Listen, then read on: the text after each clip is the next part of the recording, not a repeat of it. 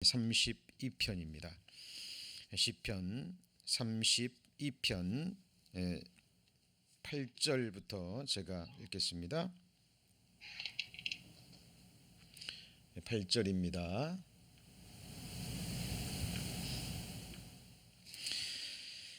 내가 너의 갈 길을 가르쳐 보이고 너를 주목하여 훈계하리로다.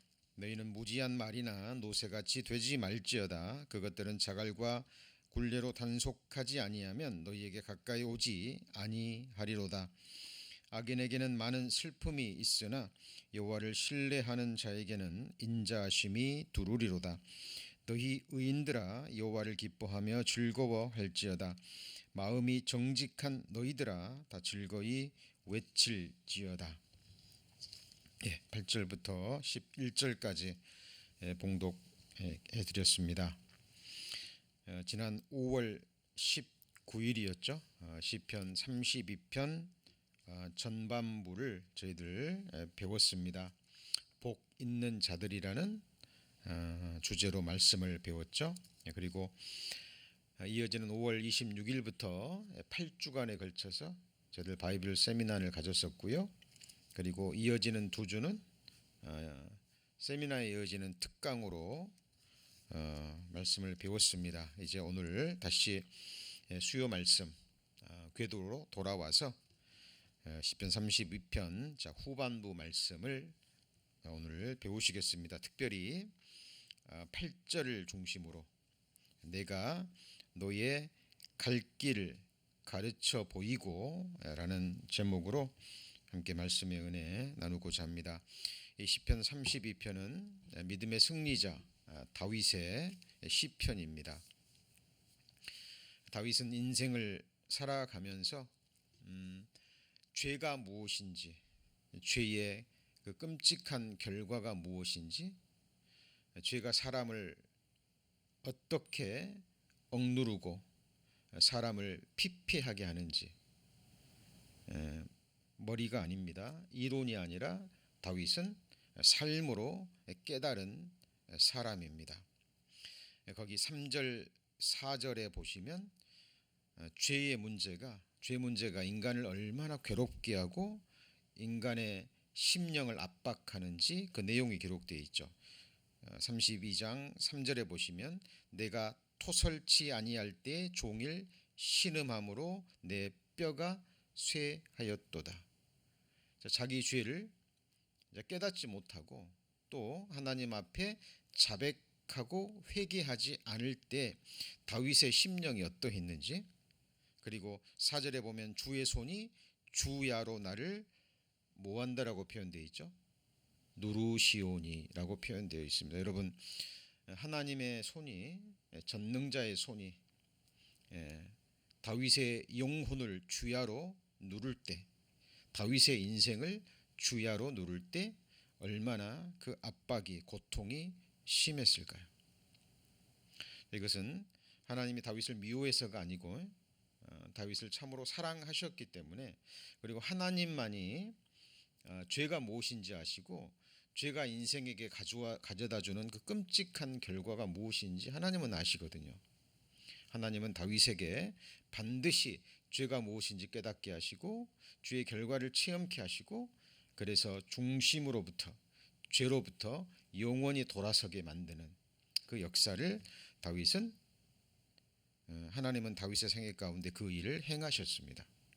다윗이 그 죄를 깨닫고 하나님 앞에 자백하고 용서함을 받고 가리움을 받았죠. 그래서 다윗이 말한 최고의 행복은 자기가 왕이 된 것도 아니었죠. 그죠? 왕이 돼서 그 수많은 권세와 재물과 세상이 주는 즐거움을 누린 것도 아니었습니다. 그 수많은 전쟁을 승리해서 얻은 그 탈취물도 아니었죠.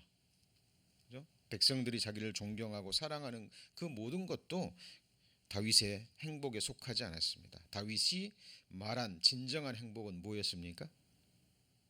죄를 깨닫고 그 죄를 회개하고 하나님 앞에 토설하고 자백하고 하나님으로부터 죄 사함을 받고 그 죄의 가리움을 받았을 때 사람은 가장 행복하다.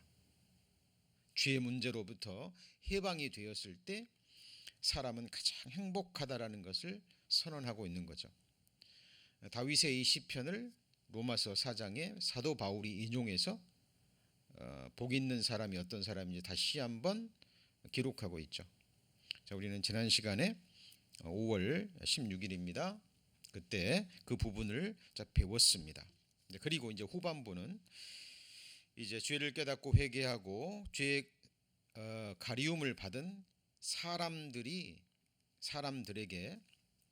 이제 하시는 말씀입니다. 거기 8절에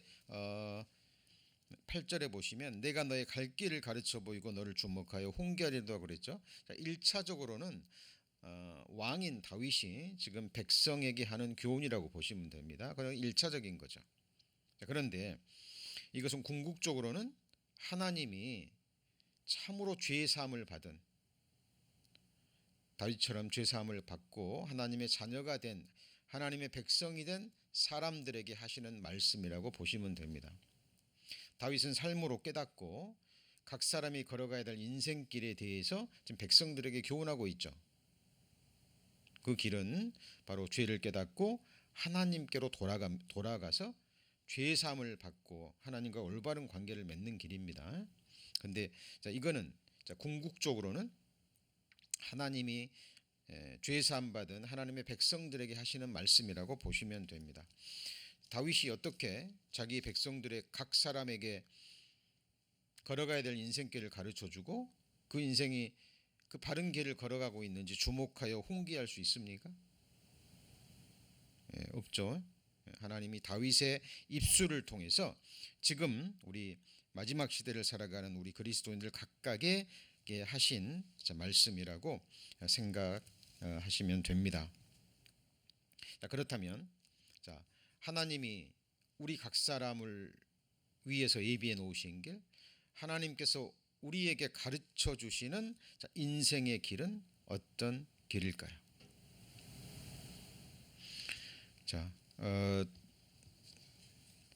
이 세상에서 가장 불쌍한 사람들이 있다면 자기가 어디서 와서 어디로 가는지도 모르는 사람들입니다. 막연하게 인생의 길을 걷고 있어요. 그렇죠?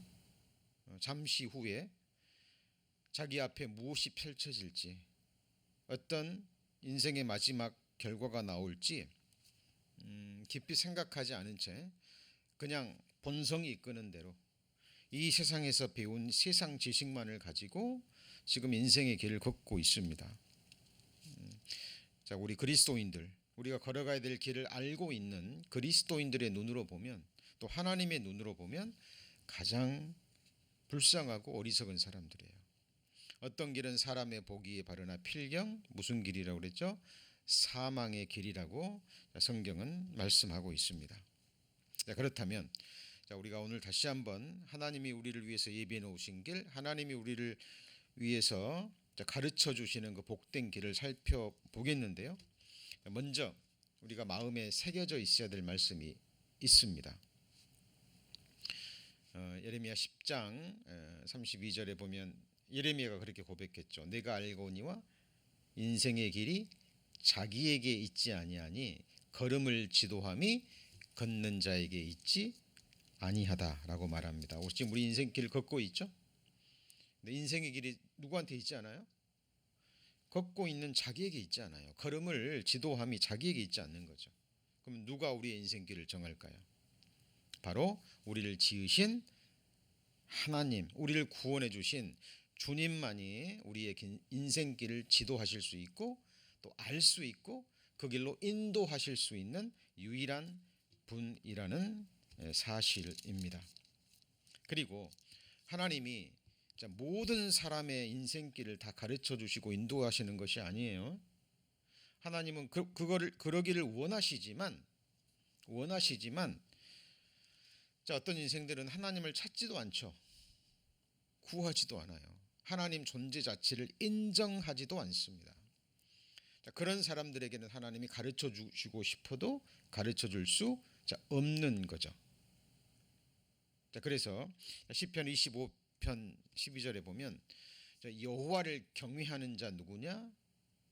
하나님이 그 사람에게 택할 길을 가르치시리로다라고 기록되어 있습니다. 그러니까 자, 하나님을 찾고 구하고 만나고 오늘 시편 32편 전반부처럼 다윗처럼 하나님을 만나고 죄 사함을 받고 참으로 하나님을 사랑하고 경외하고 섬기고 예배하는 자들에게 하나님은 택할 길을 뭐 하신다고요?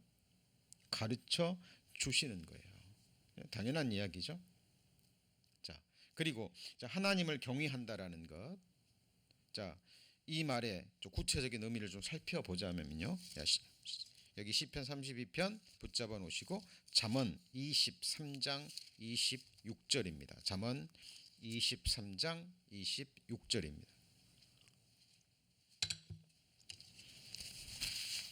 잠언 23장 26절에 보시면 935페이지. 자, 내 아들아 내 마음을 내게 주며 너의 눈으로 내 길 나의 길을 즐거워할지어다. 지금 누가 누구에게 하시는 말씀이죠? 자, 하나님께서 궁극적으로는 하나님께서 하나님의 아들이 된 하나님의 자녀들 주의 백성들에게 하시는 말씀입니다. 자, 내 아들아. 자, 이 말은 뭐예요? 아들이 아니면 해당되지 않는 말씀이죠. 하나님을 찾지도 않고 구하지도 않고 하나님의 살아계심도 모르는 사람들, 거듭나지 않은 사람들에게는 해당되지 않는 사람이죠. 자, 저와 여러분이 하나님의 아들이라면 주의 피로 죄사함을 받고 거듭나서 하나님의 아들, 하나님 나라의 상속자가 되었다면 해당되는 말씀입니다. 자, 내 아들아, 뭘 하나님께 주라고요? 너의 마음을, 네 마음을 내게 주며. 첫 번째입니다. 자, 하나님께서 우리에게 가장 먼저 요구하시는 게 뭘까요? 우리 마음을 하나님께 드리는 겁니다. 성경의 시편에 여호와는 내 마음의 반석이시오라는 말씀이 있죠. 마음의 반석이라는 말이 무슨 말일까요? 마음 둘 곳이라는 말입니다. 뭘 둔다고요? 마음 둘 곳입니다. 우리 성도님들 오늘 왜 이렇게 말씀 앞에 나오셨습니까? 이유는 간단합니다. 우리 성도님들의 마음이 바로 하나님 앞에 가 있기 때문에, 그 마음이 하나님께 있기 때문에 그래요. 그렇죠? 하나님을 예배하는 바로 그 장소를 사모하고 하나님의 말씀을 갈망하기 때문에 하나님의 말씀이 선포되는 곳으로 우리의 마음이 가는 겁니다. 자, 그리고 하나님은 우리에게 우리의 마음을 달라고 요구하실 수 있는 자격이 있으신 분입니다. 왜 그럴까요? 자, 하나님은 이미 우리에게 뭘 주셨어요? 마음을 주셨습니다. 자, 예수님께서 마태복음 6장 21절에 말씀하셨죠. 내 마음 있는 곳에 너의 뭐가 있다 그랬어요? 보물이 있느니라 그랬죠. 자, 찾아보시죠. 찾아보겠습니다. 마태복음 6장 21절입니다. 마태복음 6장 21절. 굉장히 중요한 말씀입니다. 마음에 새겨져 있어야 될 보배로운 말씀이죠. 마태복음 6장 21절. 자, 다 같이 한 목소리로 읽습니다. 내 보물 있는 그곳에는 내 마음도 있느니라. 당연합니다. 당연합니다. 자, 우리 성도님들이 마음이 항상 가는 곳이 있어요. 항상 마음이 가는 사람이 있고 어떤 대상이 있다고 해보죠. 이유는 뭐예요? 소중하기 때문에 그래요. 보배롭기 때문에 그렇습니다. 그렇죠? 마음과 자기 생애에 있어서 가장 소중한 그 보배와는 직결되어 있는 거예요. 누가 뭐라 하지 않아도 항상 마음이 갑니다. 자, 하나님은 영원 전부터 항상 우리에게 마음을 두셨어요. 왜요? 하나님 보실 때 우리가 하나님의 보배이기 때문에 그런 거예요. 일찍이 욥은 이 사실을 깨달았습니다. 항상 하나님의 시선이 자기에게 있다라는 것. 하나님의 마음이 항상 자기에게 머물러 있다라는 것을 알았습니다. 그리고는 의아스러운 거예요. 욥이 도대체 하나님은 정말 크신 분이고 우주 만물을 지으신 창조주시고 광대하신 분인데 구더기와 같은 티끌과 같은 내가 하나님 앞에 무엇이 간데 하나님께서 자기에게 마음을 두시냐 그 말이에요. 여러분, 우리 그리스도인들은 항상 하나님의 마음을 우리 삶으로 우리 마음으로 체감할 수 있어야 됩니다. 욥은 깨달았죠. 자, 욥기서 7장 17절입니다. 욥기서 7장 17절.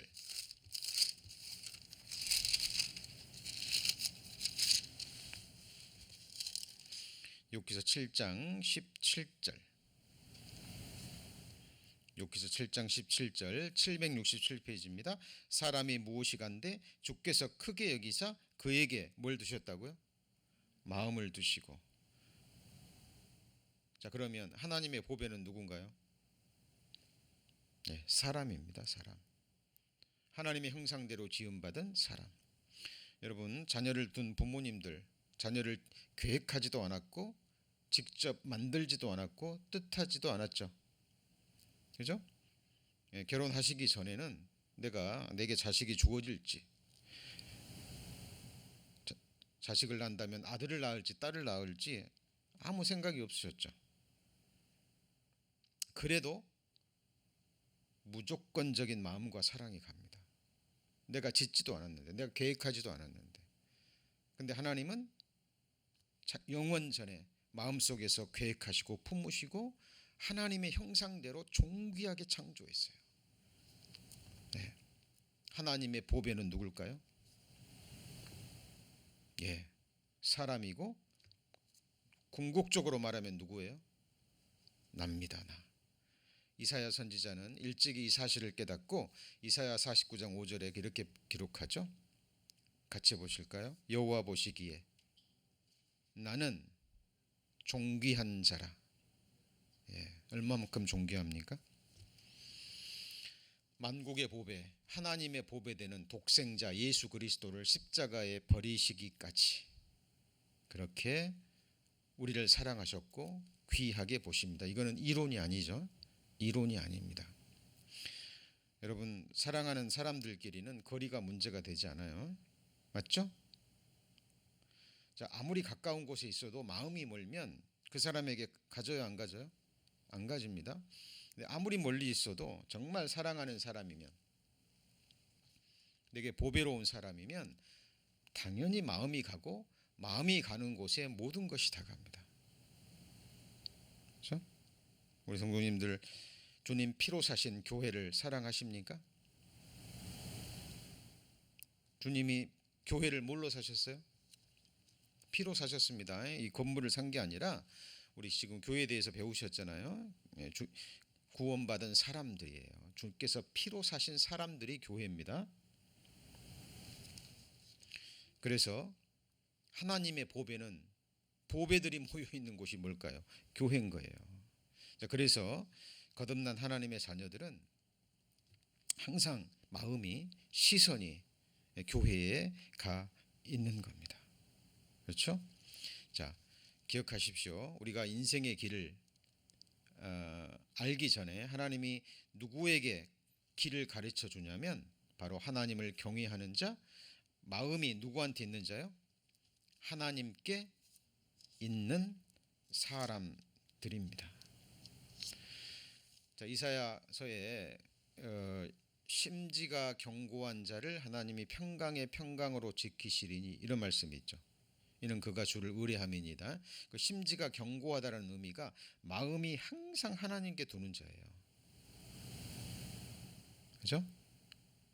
심지가 곧다니까 막 세상적인 의미로 막 마음이 곱고 막 이런 게 아니라 마음이 누구한테 있는 거예요? 하나님께.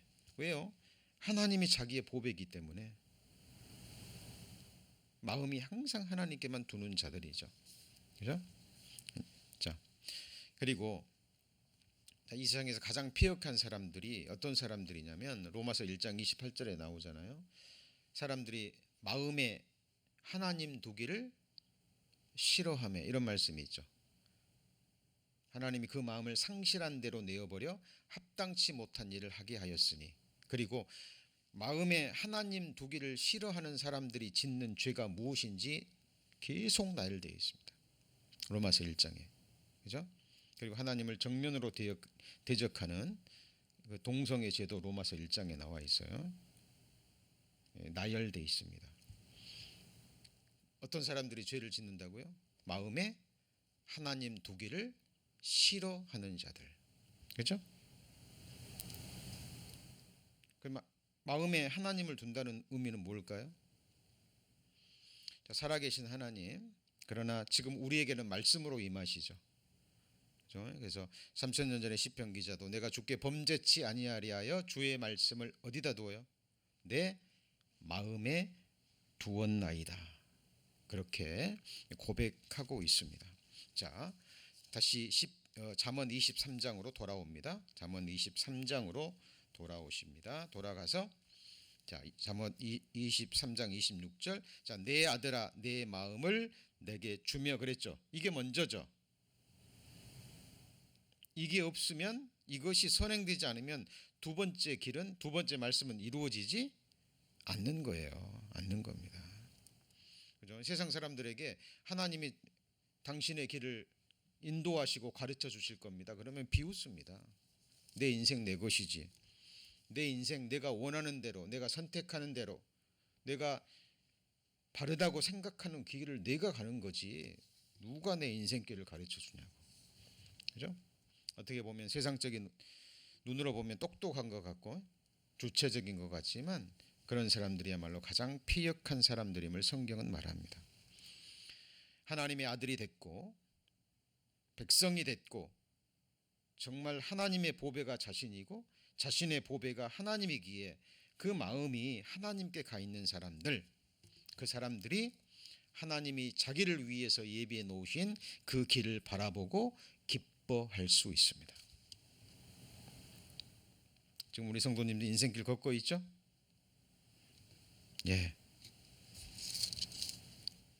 하나님께서 우리의 인생길을 예비하시고 가르쳐 주시고 인도해 주십니다. 가장 복된 길. 자, 그 길은 과연 어떤 길일까요? 자, 지금부터 나머지 시간 가장 핵심적인 것 그동안 배우셨지만 다시 한번 정리하는 시간을 갖고자 합니다. 자, 하나님이 우리를 위해서 예비해 놓으신 길, 가르쳐 주시는 그 길은 구약 성경에서부터 또 신약 성경까지 나와 있는데, 핵심적인 것 몇 가지로 정리합니다. 첫 번째는 하나님이 우리를 위해서 예비해 놓으신 길, 또 우리를 위해서 가르쳐 놓으신 길은 바로 애굽에서 가나안까지의 길입니다. 어디에서 어디까지의 길이라고요? 애굽에서 가나안. 자, 이스라엘 백성들이 걸어간, 역사적으로 걸어간 길은요, 우리 구원받은 그리스도인들이 걸어가야 될 길입니다.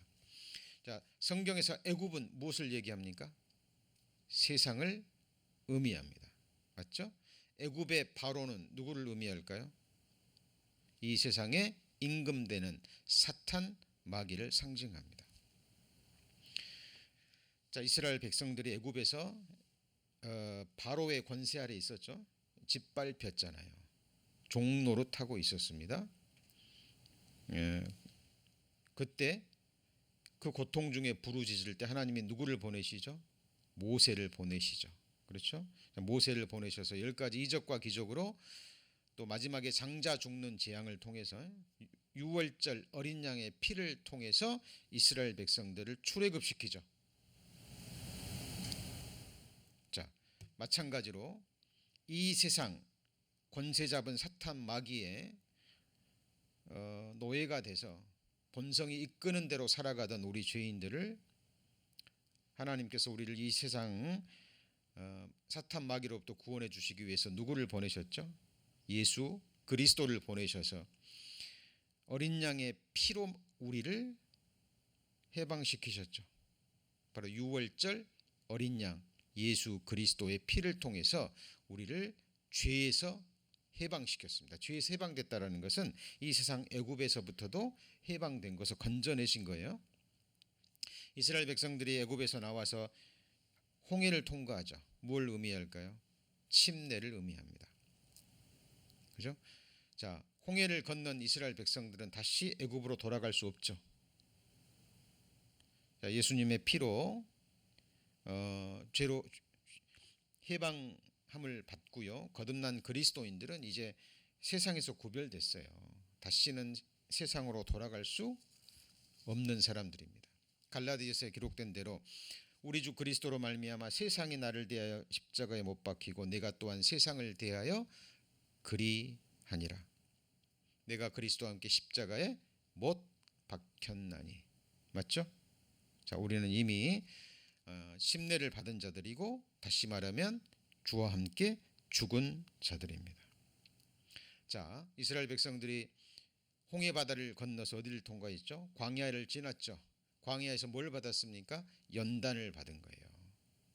구름기둥과 불기둥의 인도함을 받으면서 하늘에서 내려오는 만나를 받고 하나님의 연단을 받죠. 연단을 받으면서 가나안 7족속과의 전쟁을 준비하는 그 시간을 갖습니다. 지금 우리가 어디에 있습니까? 광야에 있는 거예요. 스데반은 바로 사도행전 7장에 이런 표현을 썼죠. 같이 해보시죠. 광야교회. 예, 기억하셔야 됩니다. 우리는 지금 광야에 있습니다. 한 가지 여쭤보죠. 이스라엘 백성들이 40년 동안 거했던 광야는 길이 있습니까? 없습니까? 없습니다. 길이 없어요. 그러면 광야에서 40년 동안 그 길을 인도하신 분은 누구죠? 하나님. 불기둥과 구름기둥은 성령 하나님의 그림자죠. 그렇죠? 성령 하나님만이 우리의 인생의 길을 인도하시는 인도자가 될 수 있습니다. 자, 소경이 소경을 인도하면 둘 다 구덩이에 빠지죠. 예. 자, 우리는 지금 이 광야 교회에서 성령 하나님의 인도함을 받고 있습니다. 그리고 어때요? 가나안 땅에 들어가기 전에 그냥 들어가는 게 아니에요. 반드시 전쟁을 통해서 싸워 이기고 들어가는데 이 전쟁은 승리가 약속된 전쟁이에요. 승리가 보장된 전쟁입니다. 한 가지 여쭤보죠. 이스라엘 백성들이 왜 열 하루길이면 들어갈 수 있는 가나안 땅을 못 들어가고 40년 동안 연단을 받습니까? 하나님의 말씀을 믿지 않았어요. 가나안 땅 족속을 너희에게 주리라. 가면 너희가 승리하리라. 내가 그들을 물리쳐 주리라. 내 말을 믿고 가라는 하나님의 말씀을 믿고 순종한 사람은 누구뿐이었습니까? 여호수아, 갈렙 뿐이었어요. 이제 모세는 제외하고, 모세는 하나님 앞에 특별한 존재입니다. 자, 나머지 사람들은 믿지 않았어요. 그래서 40년 동안 바로 그것을 연단받은 거죠. 자, 이스라엘 백성들이 민수기서에 보면 군대로 계수가 됩니다. 자, 그리고 가나안 7족속과 전쟁을 합니다. 가나안 전쟁은 뭐로 싸우는 전쟁이에요? 믿음으로 싸우는 전쟁, 순종으로 싸우는 전쟁입니다. 그죠? 눈에 보이는 무기를 의지하는 게 아니죠. 여호수아가 전쟁합니다. 가나안 북부 다섯 왕들과 전쟁할 때 하나님이 승리케 하겠다 약속하십니다. 그리고 말씀하시죠. 병거를 불태우고 탈취물인 말의 뒷 힘줄을 끊어버리라. 이유는 뭘까요? 여호수아 같은 믿음의 사람들이요, 탈취물을 얻었는데 그것이 병거와 말이면 여호수아 같은 믿음의 사람도 눈에 보이는 병거와 말을 의지할 것을 하나님은 아셨고 여호수아도 알았어요. 여러분, 말과 병거는 오늘날로 말하면요 최첨단 무기라고 보시면 돼요. 예. 가나안 전쟁은 무기로 싸우는 전쟁이 아니라 믿음으로 순종함으로 싸우는 전쟁입니다. 자, 지금 우리가 구원받고 광야교회에 있으면서 하나님의 연단을 받고 우리는 이제 죄와 싸우잖아요. 그죠? 우리 육신과 세상과 사탄 마귀의 악한 영들과의 전쟁을 통해서 이기고 싸우며 나아가는 사람들입니다. 다만 승리는 이미 누구 거예요? 우리 겁니다. 그죠? 자, 그래서 정확합니다. 이거는 어떤 개인적인 해석이 아니라 교회사를 통해서 정말 믿음의 사람으로 증명된 하나님을 경외하는 사람들의 생애를 통해서 검증된 분명한 진리의 말씀입니다. 자, 우리가 걷고 있는 인생길은 어디에서 어디까지요? 애굽에서 가나안까지의 길입니다. 그렇죠? 그 길이 보이셔야 돼요. 성경을 통해서. 그렇죠? 우린 광야에 있으면서 지금 이 가나안 전쟁을 통해서 지금 가나안 땅을 정복해가는 사람들입니다. 어느 날 예수님의 승리를 우리 발밑에서 확인하고 우리 하늘 가나안 땅으로 우리는 입성하게 될 겁니다. 자, 생각하셔야 됩니다. 자, 우리가 구원받기 전에는 이사야 53장에 기록된 대로 각기 제 길로 갔잖아요. 그죠? 그러나 이제는 영혼의 목자와 감독되신 이에게 돌아온 이후에는 우리 인생길은 정해져 있다니까요. 그죠? 여호와는 우리의 목자시고 우리는 그의 양입니다. 양들을 인도하는 분은 누구예요? 인도하는 사람은 목자잖아요. 우리를 인도하시는 분은 바로 영혼의 목자와 감독되신 하나님이신데 하나님이 그 길을 예비해 놓으셨다니까 인도하십니다. 애굽에서 어디까지요? 가나안까지. 자, 이것이 첫 번째 길입니다. 자, 그리고 두 번째는 철로 역정의 길입니다. 존 버년이 이 사실을 깨달았죠. 그렇죠? 그리고 복음 때문에 감옥에 갇혔습니다. 그의 몸은 갇혔지만 그의 소망은, 그의 믿음은, 그의 신앙은 갇히지 않았죠. 어떻게 해서든지 복음을 전해야 됐어요. 그래서 존 버년은 감옥에 있을 때 철로 역정이라는 최고의 역작을 기록합니다. 성경 다음으로 읽혀지는 책이라고 얘기하죠. 철로 역정의 내용은 아주 단순합니다. 기독도가 크리스찬이 한 전도자의 말을 듣고 이 세상은 장차 망할 성, 무슨 성이에요? 장망성이란 말을 듣습니다. 그 사실임을 깨닫고 천성을 향해서 떠나요. 한 가지 여쭤보죠. 지금 우리 성도님들이 육신을 입고 살아가는 이 세상은 장차 망할 성이 맞습니까? 예, 이 육체도 장망성이에요. 우리 성도님들 사시는 아파트건 하우스건 집이건 콘도건 다 장망성입니다. 잠시 거할 곳이에요. 생각하셔야 됩니다. 이 육체가 무너지면, 내 살고 있는 집이 무너지면, 이 처음 하늘과 처음 땅이 무너지면 나는 어디에서 영원이라는 시간을 보낼 것인가? 이 크리스찬은 전도자의 말을 듣고요.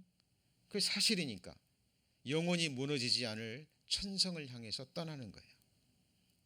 전도자의 인도를 따라서 십자가 아래서 죄짐이 벗겨지죠. 좁은 문을 통과합니다. 좁은 문을 통과하면 끝났나요? 아닙니다. 이제 좁은 길을 통과해서 천성에 이를 때까지 크리스찬은 수많은 유혹과 시험을 당합니다. 그렇죠? 사탄 마귀 약한 영들이 구원받은 그리스도인을 가만 두지 않잖아요. 한 사람의 그리스도인들이 세워지고 한 사람의 일꾼이 세워지면 그 사람을 통해서 어떤 역사를 이룰 줄 사탄은 잘 압니다. 그래서 온갖 그 사람을 잘 알거든요. 과거를 정확하게 알고 있기 때문에 그 사람의 가장 약점을 찾아서 공격하고 그리고 미혹하고 시험하고 죄 가운데 넘어지게 만듭니다. 크리스찬은 온갖 시험과 유혹 속에서 넘어지기도 하고 그렇죠? 그러나 결국은 전도자의 인도를 따라 그 모든 것 좁은 길을 통과하고 천성까지 이릅니다.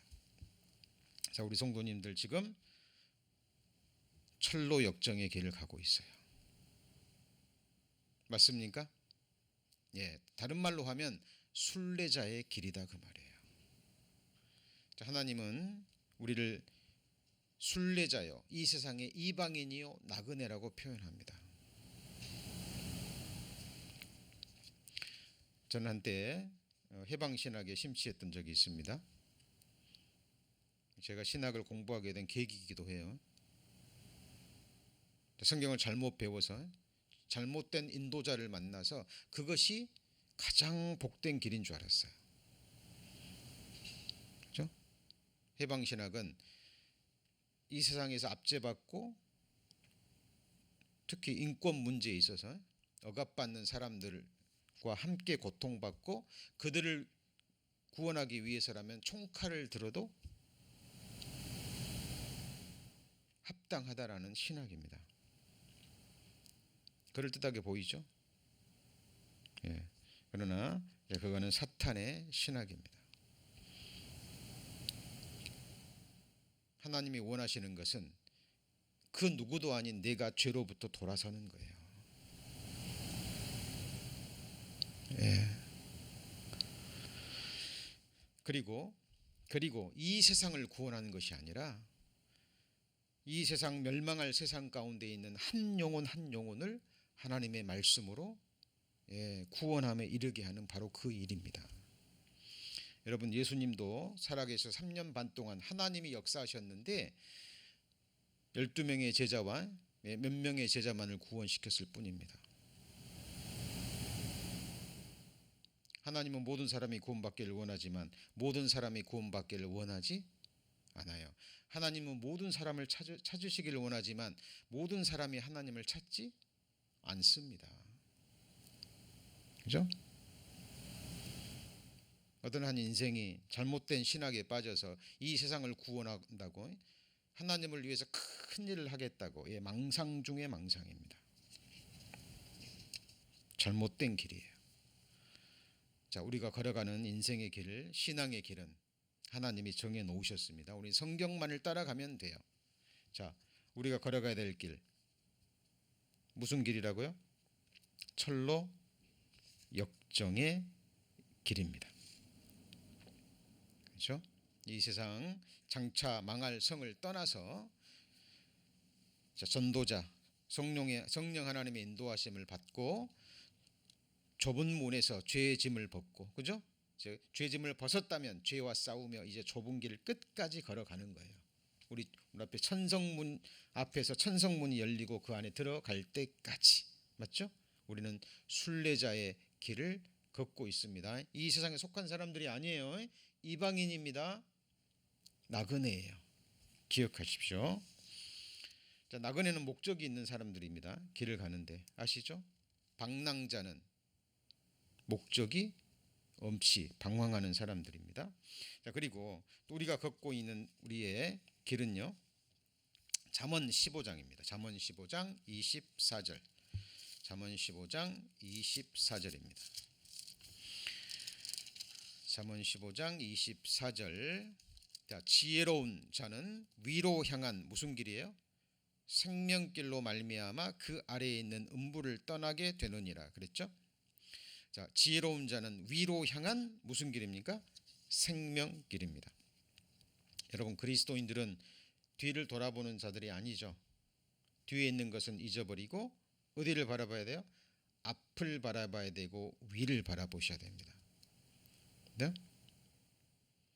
땅의 것을 생각지 말고 뭘 생각해요? 위의 것을. 왜요? 이는 너희가 죽었고 너희 생명이 그리스도 예수 안에 감추어져 있기 때문에. 자, 위로 향한 생명길입니다. 그래서 계속해서 우리는 위를 향해서 하나님 앞에 나아가는 것입니다. 자, 하나님께서 우리를 그렇게 말씀하셨습니다. 자, 그리고 이 말은 위를 향한 생명길이다. 그 말은요, 죄와 싸우며 거룩한 삶을 갈망하는 삶입니다. 자, 위의 거의 삶, 천국에서 삶은 어떤 삶입니까? 천국에서도 막 미워하고 시기하고 질투하는 삶인가요? 아니죠. 자, 거룩한 삶입니다. 죄와서 구별되는 삶이에요.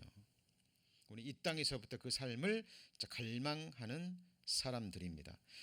모세처럼 죄악의 낙을 기뻐하는 것이 아니라 하나님의 백성과 함께 고난받고 그리스도를 위하여 받는 능욕을 이 세상의 모든 재물보다 더 낮게 여기는 삶이에요. 자, 이것을 한마디로 고명한 삶이라고 합니다. 무슨 삶이요?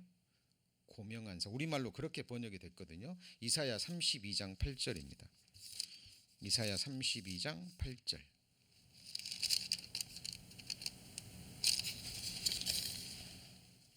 이사야 32장 8절. 1002페이지 8절에 보시면 고명이라는 말이 몇 번 나옵니까? 3번이나 나옵니다. 고명한 자는 고명한 일을 도모하나니 그는 항상 뭐에 선다고요? 고명한 일에 서리라. 이 고명하다라는 말이 원어로 나디브라고 합니다만은 영어 성경 영어 단어 번역된 단어도 조금 부족해요. 자, 이게 원어적인 의미를 설명드리면 자원하여, 자진하여, 기쁨으로, 감사함으로 이런 의미가 기록되어 있습니다. 자, 하나님은 자원하는 걸 받으시죠? 누가 시켜서, 누구 때문에, 그죠? 이거 원치 않으십니다. 주님을 섬기고 하나님을 제사하고 하나님을 예배하는데 누가 시켜서 해요? 그게 예배인가요? 하나님을 섬기고 교회를 섬기는데 누가 하라 그러니까 합니다. 자, 위의 것을 갈망한다. 위를 향한 생명길이다. 그 말은 하나님의 사랑을 받고 말씀을 통해서 하나님의 뜻을 깨닫고요. 이제 정말 자원함으로, 기쁨으로, 감사함으로. 그래서 골로새서 1장에 기쁨으로 모든 견딤과 오래 참음에 이르게 하시고라는 말씀이 나옵니다. 자, 견딤과 오래 참음인데 뭘로요? 기쁨으로. 여러분, 소중한 자녀를 키울 때 힘들죠? 힘듭니다. 그런데 기쁨으로 자녀들은 오래 참은 그 마음이 있죠. 기쁨으로, 감사함으로. 이게 뭡니까? 사랑의 수고예요. 여러분, 사랑한다고 하는데 수고가 없어요. 희생이 없어요. 네, 그런 사랑은 누구든지 할 수 있습니다. 믿음의 역사, 사랑의 수고, 소망의 인내 연결되어 있는 거예요. 소망이 있다고 얘기합니다. 그런데 소망이 이루어질 때까지 인내는 싫어해요. 하나님이 주신 소망이 아닙니다. 하나님이 주신 소망은 이루어질 때까지 인내할 수 있는 힘을 주는 소망이에요. 우리에게 영생의 소망, 하나님 나라에서 영원히 살 소망 주셨죠? 우리 성도님들에게 부활의 소망 있습니까? 이 죄성 많은 몸, 썩어질 몸, 흙으로 돌아갈 이 몸이 하늘에 속한 영광스러운 신령한 몸으로 변화된다라는 하나님의 약속의 말씀이 있죠. 그 말씀이 주는 부활의 소망이 있잖아요. 이것이 하나님이 주신 소망이라면 실제로 우리 몸이 그 영광의 몸을 입을 때까지 우리는 인내할 수 있는 힘이 있는 거예요. 소망의 인내입니다.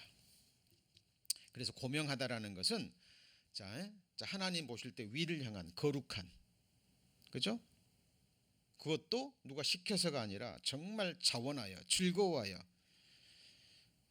즐거워하는 마음으로 그 삶을 추구하는 삶이에요. 그것이 힘들지만 어렵지만 우리가 마땅히 해야 될 일이기 때문에 그렇습니다. 여러분, 그럴 때 진정한 하나님이 주시는 기쁨이 있는 거예요. 그것이 성령이 공급하시는 힘으로 하는 봉사고 섬김입니다. 하나님이요 진짜 기쁨을 주십니다. 자, 그것이 바로 고명한 일이죠. 그죠? 위를 향한 생명길입니다. 자, 그리고 마지막으로 결론적으로는 우리가 걸어가야 될 길은 바로 예수 그리스도의 길이에요. 예수님이 스스로 말씀하셨죠. 내가 길이요 진리요 생명이니라. 길이 없는 인생의 길이 되어 주신 분이 누군가요? 예수님이죠. 맞습니까? 자, 예수님의 길 잘 보세요. 예수님은 이 세상에 어떻게 오셨습니까? 성령으로 탄생했죠. 아버지의 뜻을 쫓아서 성령으로 탄생하셔가지고 죽으실 때까지 예수님은 어때요? 순종의 길을 가셨죠. 근데 그 순종의 길이 무슨 길이었어요? 십자가에서 죽는 길이었습니다. 하나님의 뜻대로 순종하는 삶을 사셨기 때문에 부활하셨죠. 물론 죽고 장사되셨습니다. 부활하시고 뭐 하셨어요? 승천하셨죠. 우리의 길도 똑같아요. 우리 성도님들 성령으로 거듭나셨습니까? 맞죠? 성령으로 탄생하셨죠? 자, 성령으로 탄생했습니다. 그 말은 무슨 말이에요? 예수 그리스도와 함께 십자가에 죽었다는 거죠. 새 사람이 됐습니다. 그리고 우리가 걸어가야 될 길은 어떤 길입니까? 예수님이 걸어갔던 길을 따라가는 거죠. 누구든지 나를 따라오려거든 누구를 부인하고요? 자기를 부인하고 자기 십자가를 지고 나를 쫓을 것이니라. 이제 예수님이 나를 위해서 대신 죽어 주셨지만 그 사실을 깨닫고 거듭난 하나님의 자녀들은 이제 자기 십자가를 지고 이 세상에서 십자가의 죽음을 자기 삶으로 확인하는 거예요. 예수님이 십자가 지고 골고다로 죽으러 가셨잖아요. 우리도 자기 십자가 지고 뭐하러 가요? 죽으러 가는 거예요. 십자가의 죽음을 삶을 통해서 확인하는 겁니다. 사도 바울은 이 사실을 깨닫고 나는 날마다 죽노라. 맞습니까? 십자가의 죽음이 아니면 부활이 아니에요. 그죠? 그리고 우리는 그리스도와 함께 죽었죠. 장사된 것도 우리는 삶으로 확인해야 됩니다. 그리고 예수님의 부활을 할 때 우리도 부활했죠. 자, 그리고 우리는 이제 실제로 우리 몸이 살아있을 때 주님 오시면 변화되고 주님 오시기 전에 먼저 죽음을 건너가면 땅에서 부활하죠. 맞습니까? 그리고 우리는 다시 예수님처럼 승천합니다. 오늘 예배가 끝나기 전에 주님 공중 재림하시면 우리 바로 승천하는 거 아시죠? 그렇죠? 그리고 우리가 앉는 자리가 어딘가요? 예수님이 부활 승천하셔서 어디 앉으셨어요? 아버지 보좌에 앉았습니다. 우리 성도님들이 천국에서 앉을 자리는 어딘가요? 자, 이런 말씀들을 잊어버리시면 안 됩니다. 한번 배우셨고 들으셨어도 많은 그리스도인들이 잊고 살고 묵상하잖아요. 우리가 걸어가야 될 지금 인생길 말하는 거예요. 주님이 걸어가셨던 길을 우리는 그대로 따라가는 겁니다. 우리가 예수님의 제자라면 예수님 갔던 길 그대로 가는 거예요. 길이 되어주시기 위해서 오신 겁니다. 요한계시록 3장.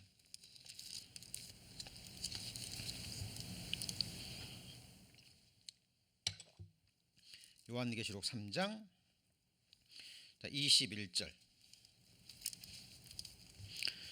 자, 우리 8월 15일부터인가요? 다다음 주부터 우리 요한계시록 1장 1절부터 끝장 끝절까지 하나님 인도하시는 대로 요한계시록 강해 배울 텐데요. 자, 여기 3장 21절에 이기는 그에게는 내가 내 보좌에 앉게 하여 주기를 내가 이기고 아버지 보좌에 함께 앉은 것과 같이 하리라. 귀 있는 자는 성령이 교회들에게 하시는 말씀을 들을지어다. 우리 성도님들이 결국 앉아야 될 자리는 예수님이 이기고 앉은 아버지 보좌. 이 아버지가 누굽니까? 성부 하나님. 하나님이 앉으시는 보좌에 앉는 거예요. 이걸 누가 정하셨어요? 우리가 원했습니까? 하나님이 정하셨나요? 하나님이 정하신 거예요. 그러면 저는 아직 모르겠는데요. 믿음이 있지만 믿음으로 구원받았지만 나 이기지 않았는데요. 성경은 얘기합니다. 예수 그리스도가 하나님의 아들이심을 믿는 자가 아니면 세상을 이기는 자가 누구냐? 세상을 이기면 이것이니 우리의 믿음이니라. 그리고 이 믿음이 있는 자는 이미 이기었다라고 얘기합니다. 그리고 항상 우리에게 뭘 주시는 주예요? 이김을 주시는 하나님. 이 믿음이 있는 자는 이미 이겼다라고 얘기합니다. 이유는요, 우리 안에 거하시는 자가 세상에 있는 자보다 더 크기 때문에. 그죠? 우리는 승리가 보장된, 약속된 싸움을 싸우는 거예요. 그러니까 우리는 두려워하지 말고, 그죠? 겁내지 말고 믿음으로 싸워가는 겁니다. 자, 우리가 걸어가야 될 인생길, 예수 그리스도의 길 맞습니까? 자, 정리합니다. 시편 32편.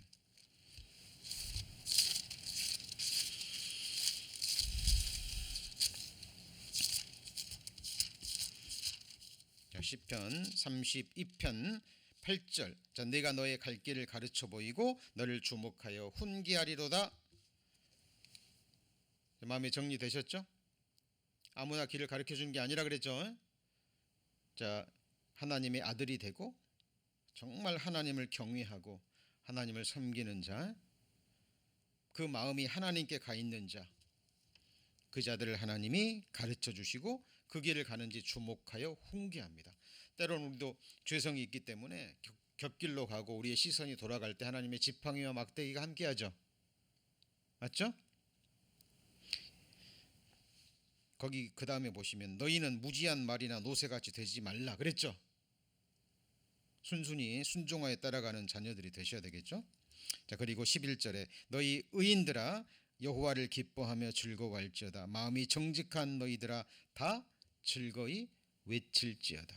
결국은 우리는 기쁨으로 하나님의 인도하심을 받고 하나님 나라에 들어가게 될 것입니다. 우리를 위해서 예비해 놓으신 길, 오늘 가장 중요한 것 4가지 배웠죠. 첫 번째가 뭐였습니까? 애굽에서 조금 전에 들었는데도 가물가물하시죠. 애굽에서 가나안 길, 철로 역정의 길, 위를 향한 생명길, 예수 그리스도의 길입니다. 자, 마음에 정리하시고 묵상하시기 바랍니다. 기도하시겠습니다.